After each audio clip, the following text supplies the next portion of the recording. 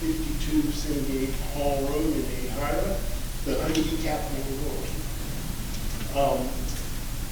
I appreciated the last session where you presented the data center and all of those facts, and I didn't want to comment on some of those things. I was in Winn-Dixie last week, and somebody said, "Hey, you're the sinkhole guy." And I'd rather be known as the artist guy or something else, but I am a sinkhole guy. I continued to study this. I found 4 excellent papers on the Withlacoochee River, the karst topography, and our drinking water. And these are excellent. Every time I think I've done learning this, I come across a new pocket of material to discover. One of the things that I'd like to do in the future is submit to you a list of terminology, because sometimes we get crossways in talking what's a sinkhole, what's a karst depression, what is a dissolution feature, and they're kind of used interchangeably. So I would like to just draw up terms that are unique for our area.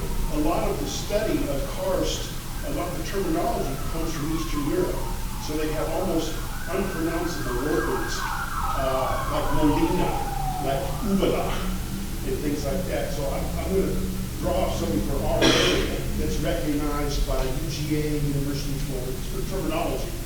I did want to mention that the feature on 4637 Rustic Ridge in Foxborough is growing.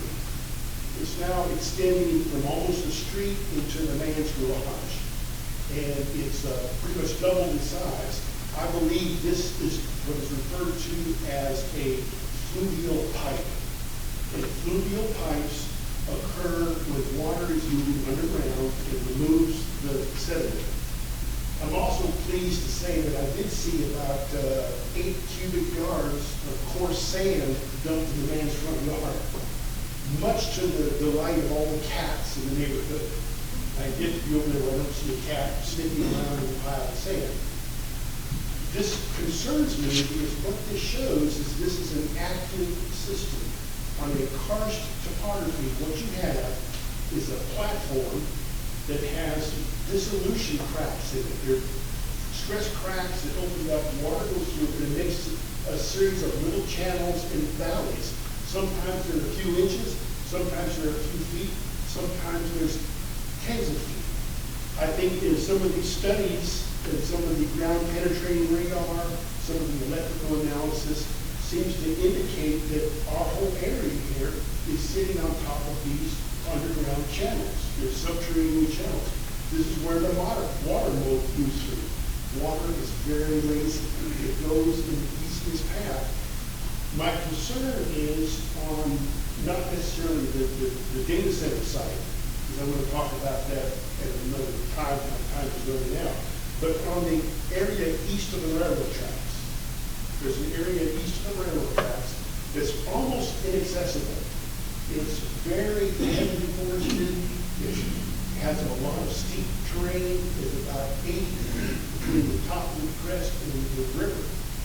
I believe that whole area is karst topography sitting underneath it. And some of my research I found in Florida, you can't build on that. They're very restrictive about building. They require incredible geophysical tests to make sure the land site, they have piers. The problem in Florida that they're recognizing is the slope failure, the failure of the slope because of the angle, because of the karst, because of the unconsolidated Hawthorne group sitting above it. There's a real danger in a heavy rain of the rain coming off of this 360-acre site, flowing down into the river and washing this away and causing slope features. I've studied what the laws are. Florida has strong laws, environmental laws, requirements for this. Alabama does. Maryland,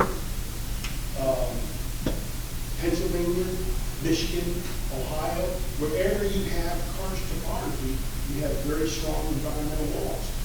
Texas has weak laws. Tennessee seems to have rather weak laws, and Georgia has weak laws.